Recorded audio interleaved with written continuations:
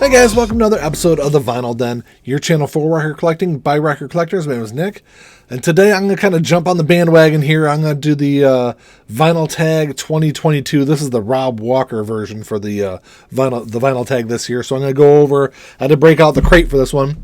So I got 22 albums to talk about today. If you haven't done so yet, make sure you click on that link down below. Go check out the Vinyl Den Facebook group. I know I say it every episode, but just a cool place to continue the music conversation.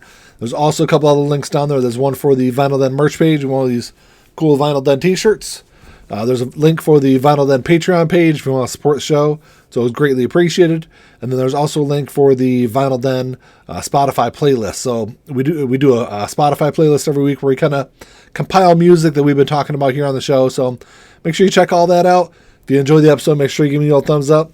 Hit that subscribe button down below and make sure you hit that notification bell so you're notified every time we release new episodes. So there's normally a couple of these vinyl tags that are floating around at the beginning of every year. And I know there's one that I think the first one I saw was the Young Collectors version, which I'm kind of an old guy, so I can't really do the Young Collectors version. So, and then, it was Rob Walker put together a list. If you make sure you go check his channel out. But he put together a list. It's 22 questions. So I'm going to I don't want this video to be way too long. I'm going to try to keep this under like 15 minutes. So I'm kind of blow through some of these albums pretty quick. So the first question is favorite album of 2021. So that's pretty easy for me. I did a whole video.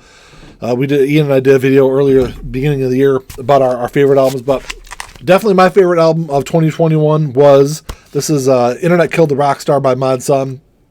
Just a fantastic, like, pop punk revival kind of album.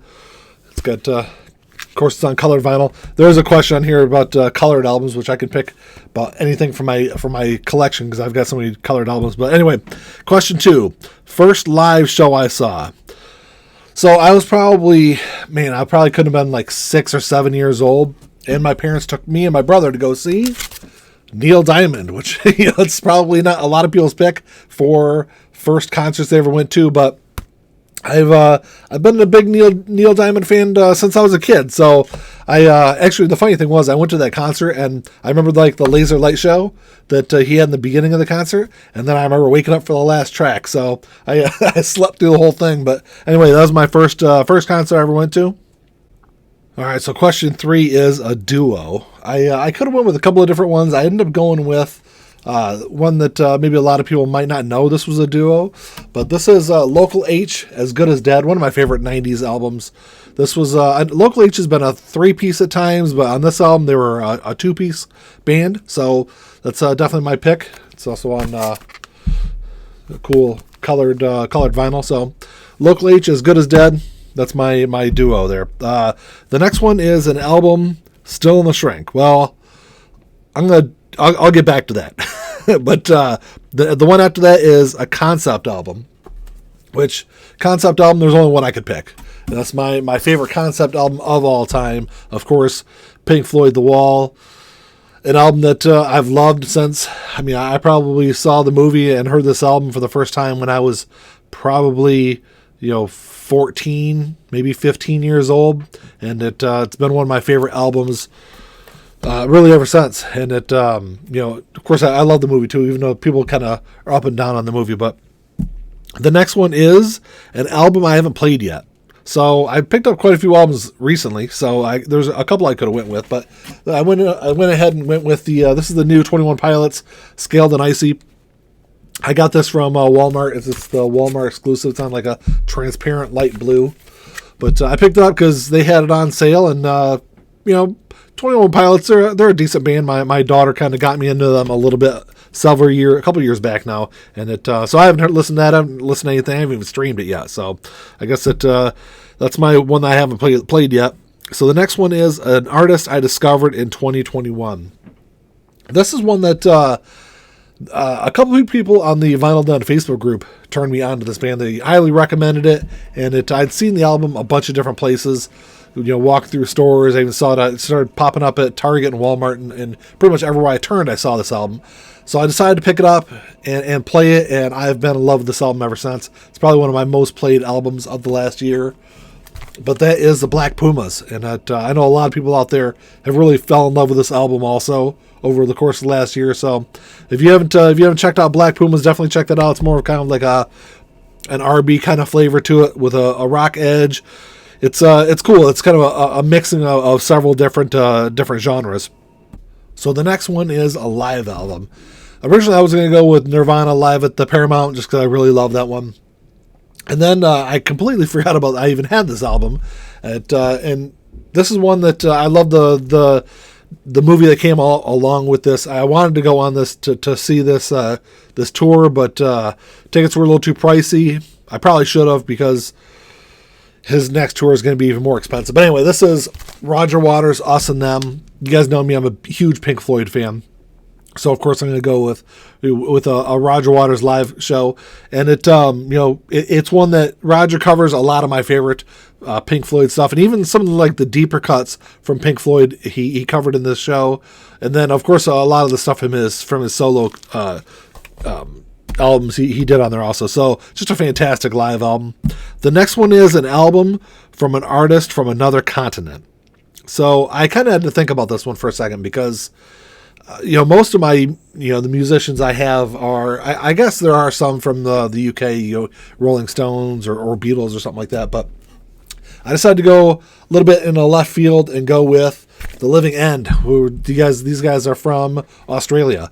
And just an absolutely great late 90s, early 2000s punk band. But, just an album that I've really loved. I actually heard this for the first time over at my friend Corey's house, back in his apartment, probably I think it could have been, like I said, 99, 2000, somewhere around there. Or it might have been 2000, 2001, whatever. I heard that for the first time, and I've loved it, that album ever since. So the next one is an album with a price sticker on it. So there's only one album I still have that has a price sticker on it, and it's one that's really kind of bothered me ever since I bought it. But this is Roots to Branches by Jethro Tull. This is an album that sells for a lot. This is probably the most expensive album in my collection. This sells for, $500, $600, $700, $800. I've seen it listed for as high as $1,500 on Discogs.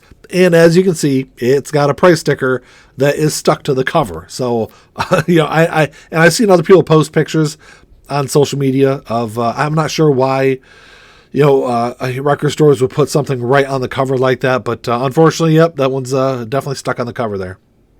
So the next one is a punk or new wave album. I decided to go with kind of like the godfathers of at least ska punk from the 90s, but this is Operation Ivy, Energy. This is another album that, early 90s, I heard this for the first time. It's probably around the same time I got into Rancid. Tim Armstrong was also in Operation Ivy, but an album that I love, and that something I play pretty regularly. Actually, I just spun this not too long ago. Within the last probably week, I listened to that one, but definitely a great one. The next one is a box set, and this is where I kind of go back to I'm killing two birds with one stone. I got a box set, and this is also the only thing I still have in shrink wrap, because it's a band I love, and it's a box set that I never thought I would see get released. And because there was only 2,500 of these made, I bought two of them. So this is the MXPX complete studio album box set that came out last year. Fantastic. MXPX is one of my top 2 or 3 bands, and it so this is my favorite box set. I could have went with a couple other ones also. I couldn't hold my Guns N' Roses Appetite for Destruction Locked and Loaded box set. This thing's heavy enough, completely filled with records. But so that's my favorite box set, and my album that's still in shrink wrap. So the next one I had kind of a hard time with, and the next one is an album with a sporting theme. And I really don't have anything that kind of fits that. The closest thing I could come up with, this is Play Deep by The Outfield. Just another great band. One of those great, I know a lot of people think, they think this album, they think of The Outfield, they think, one hit wonder. But this is an album that is absolutely fantastic from beginning to end. And if you haven't checked out this album, I would definitely recommend checking out the whole thing.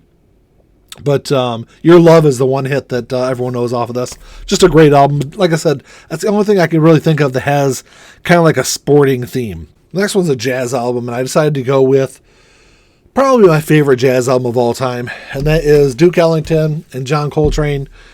It's one that this is probably easily my most played jazz album. Jazz is one of those genres where, I love just being able to just put it on the background, especially when I was doing schoolwork or working here in my office. It just kind of puts my mind in a great place to get some work done, and just a fantastic album. So like I said, something I listen to pretty regularly. The next one is a best of album. And surprisingly enough, I've got quite a few best of albums, more than I actually thought I did when I started going through this list here. But I decided to go to, I originally was going to go with Alice Cooper because it's probably my favorite best of album of all time. But I decided to go in a different route. Went with Blink-182 just because, Blink is a band where I've got all their studio albums. But it's also a band that sometimes I just love tossing this on and kind of hearing just the radio hits and plus it's in a really cool color. So you guys know me, I'm a sucker for colored vinyl. The next one is an album with more than 8 people on the cover, and I just had to double check that real quick because there definitely is more than 8 people on this cover. But this is one that I thought I was gonna have a kind of a hard time with, and I actually came across this album pretty early while I was sorting through or skimming through my collection. But that is Do or Die by Dropkick Murphys. Probably, I guess these guys are considered Celtic punk, I guess is what you got, but just a great punk band from the late 90s, early 2000s, and it, one of my favorite of that era for sure. Just another great album, even though Dropkick Murphys have several really fantastic albums. The next one is a soundtrack, and this is a soundtrack that I never really thought I would own because copies of it were going for way too much on Discogs and on eBay. And then I just happened to, my local record store here on Fridays puts up a video of their new releases. And lo and behold, it got reissued. And, I do a whole Tuesday video on new releases for that week. Completely missed this one. And no one even dropped a comment down to make me aware that it was being reissued or not. But this is the soundtrack for Dazed and Confused. An album or a movie that I really loved since the movie came out, 94 probably, when that, early 90s, early mid 90s when the movie came out. And it, just an absolutely great, fantastic soundtrack. And it, one that, like I said, I'm glad to finally own because it was going for a couple $100 on eBay and Discogs. I probably wasn't going to pay that much for it, but, so definitely a cool one to have. The next one is VCLT, and there's a guy named Rady in the Facebook group actually sent me this a while back. I want to say it was like might have been like late 2020 when he sent this to me, and this is the Mondo version of A Nightmare Before Christmas. And I have the regular release of this, but I really love the artwork on the Mondo version. As you can see, it looks pretty cool, and the vinyl looks pretty sweet also. There's a disc. The other disc is like a purplish, greenish kind of color. So really cool looking. Mondo does a great job with their albums. And, my oldest son, Jack, he was a big fan of this movie when he was younger and would dance around the living room and sing the songs from it. So it was really cool for Randy to send me that. It's definitely an album that I absolutely love. So the next one is an album with no writing on the cover. I think I'm kind of cheating with this one because I think it's the only one I have that doesn't have something on the cover of it.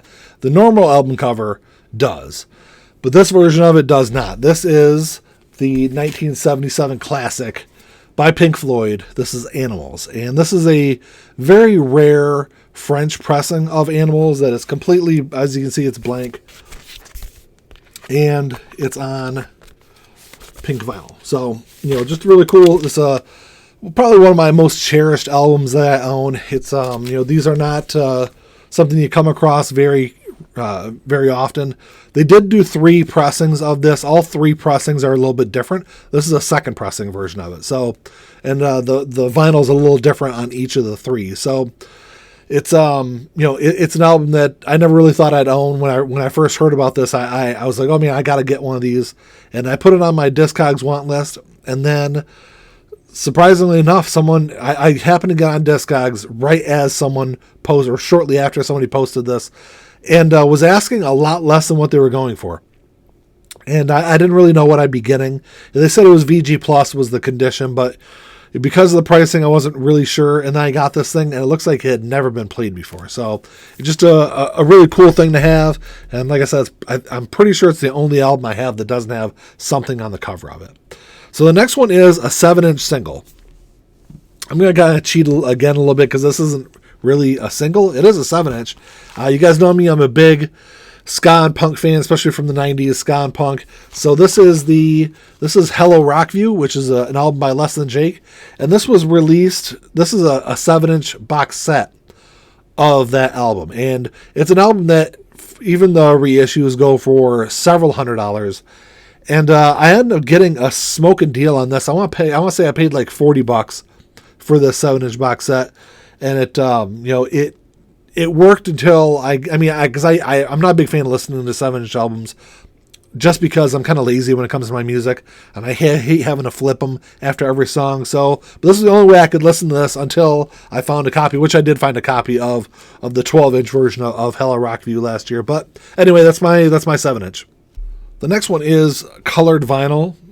I guess, I've already shown you, 6 or 7 different colored albums. But anyway, I picked one that's probably my favorite colored album, I guess, outside of that Pink Floyd Animals. But I decided to go with this one just because I think overall it's got probably the best looking design, at least in my opinion, of a colored album that I have. And I decided to go with Angels and Airwaves, I Empire. Angels and Airwaves, of course, is the band that Tom DeLonge started when he left Blink-182 in the early 2000s. And I was never a big Angels and Airwaves fan until probably about 2 years ago, I heard a couple of songs off of this album and was really blown away. And I've gotten a little bit more into them. Some of their stuff I'm still not a huge fan of, but I really love this album. And this is an album that, this is the SRC vinyl version, which you guys know I'm not a huge fan of SRC vinyl and some of the issues I've had. I did a whole video on that back, probably about a year or so back. But anyway, it's on orange vinyl. It looks really, really sweet. I love the way that it turned out. So last is an album from 40 years ago, so from 1982.